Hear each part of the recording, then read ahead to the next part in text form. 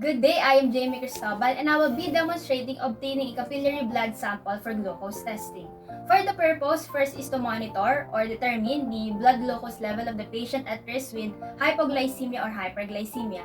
Hypoglycemia is the decrease in blood glucose level, while hyperglycemia is the increase in blood glucose level. Next is to promote the blood glucose level regulation of the patient, and lastly is to evaluate the effectiveness of insulin administration. For the materials, we have here the glucometer. We also have the lancet injector, the lancet needle or the sterile needle, the reagent strips. We also have the antiseptic swab or the cotton balls with alcohol and the dry cotton balls, 2x2 gauze pad, and the clean gloves. For the goal is to measure the blood glucose level without adverse effect. For the assessment, the first thing we need to do before obtaining blood specimen is to determine the policy and procedure of the facility, the frequency and type of testing. So we're going to determine it into the manufacturer's instruction.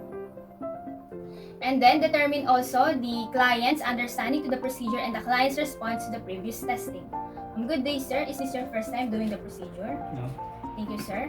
And then assess for the skin of the patient at the puncture site to determine the intactness and if the blood circulation is compromised. Sir, can I have your hand? Assess also for warmth, color, and capillary refill. So it is not cold or warm to touch. And there is also a capillary refill. After that, review the patient's medical record also for medication that may prolong the bleeding, such as anticoagulants, and other medical condition that may increase the bleeding response. So there are no medications such as anticoagulants given to the patient. And then lastly is to determine or assess the client's self-care abilities that may affect the accuracy of the results, such as the visual impairment and finger dexterity. So upon observing to the patient, the patient do not wear glasses, so there is no visual impairment, and as I can observe too, there is no finger dexterity. For the planning, first is to review the meter and the manufacturer's instruction, and then assemble the equipment at the patient's bedside or near to the patient. So here are the equipments. After that, introduce yourself and verify the patient's identity using agency protocol.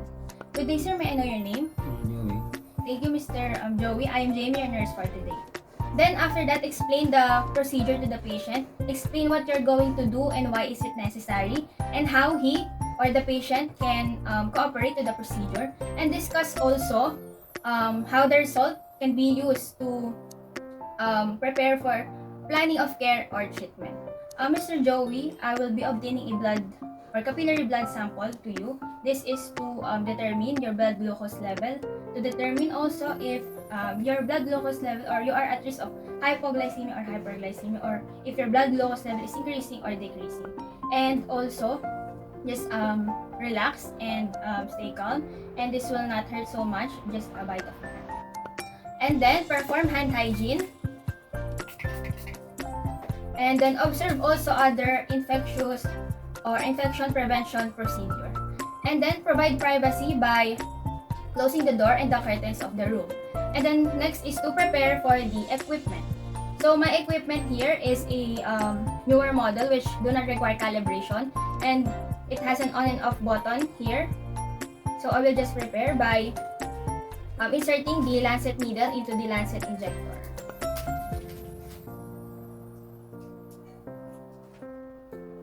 So, yung pagpe-prepare natin ay depende sa uri or type ng inyong glucose monitor or device. So, beforehand, pwede nyo na siyang practicein or aralin.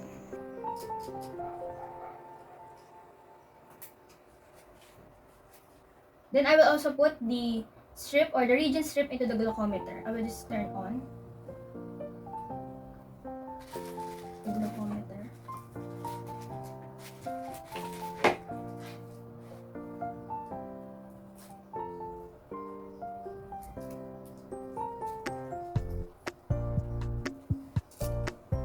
Itong reagent strip ay depende rin sa inyong glucometer.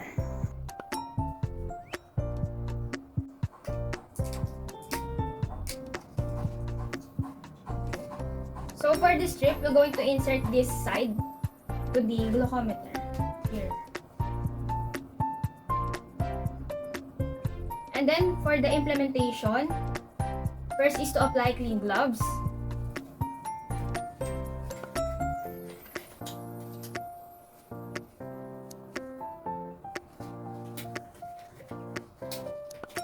And then we're going to select and prepare the vascular puncture site. Choose a puncture site into the side of the middle or ring finger of the patient. You can have it here. So we can do that on the middle finger or the ring finger of the patient. And then we're going to rub the puncture site. So we're going to do it here. This is to increase the blood flow and to ensure that the adequate amount of blood is obtained. And then we're going to clean using cotton balls with alcohol. And we're going to let it dry completely. And then after that, we're going to obtain the blood specimen. We're going to place the lancet injector into the puncture site. And we're going to release the needle by pressing this button. And then we're going to make sure that the lancet injector is perpendicular to the puncture site. And then after we release the needle, we're going to wipe off the first blood that will come out. Sir, are you ready? So we wipe off using a cotton ball. This is to prevent an inaccurate result. And then we're going to gently squeeze the needle but not touching the puncture site, and just let the blood weak into the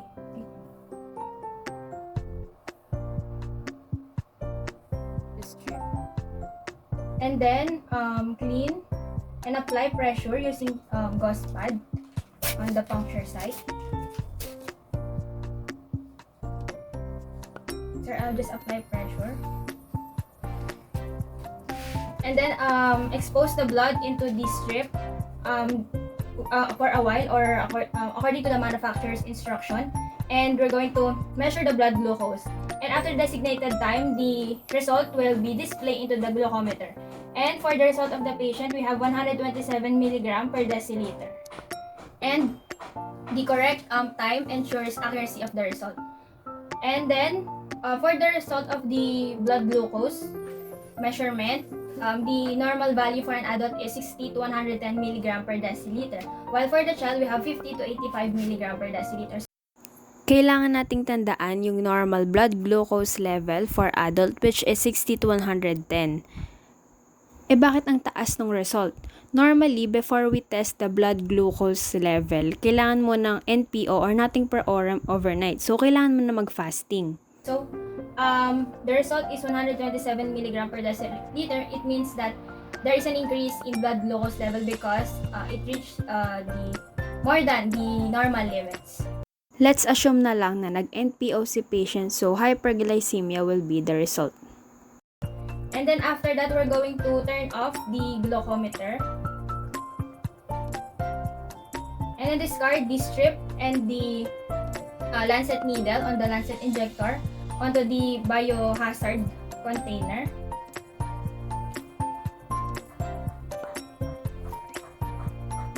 And discard the needle into the sharp container.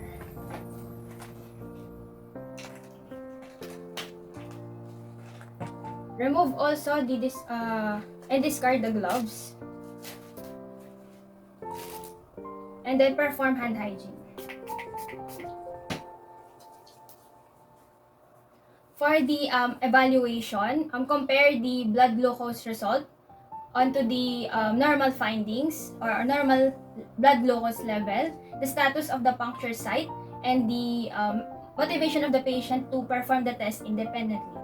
A while ago, I just said that the measurement shows an increase in level of blood glucose.